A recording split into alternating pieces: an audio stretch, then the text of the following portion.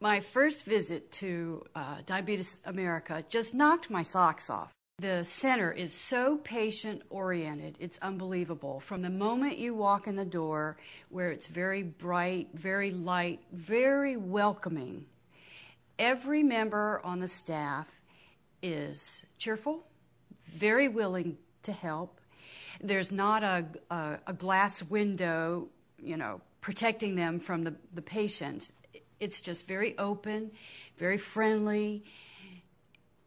And the doctors and the staff people relate to the patient. They act as though they really care.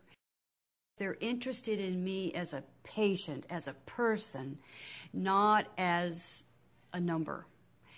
They take time with me. I've also seen people from all levels of life, so I know that it's not just me. They provide this quality of care to everyone who comes to the center.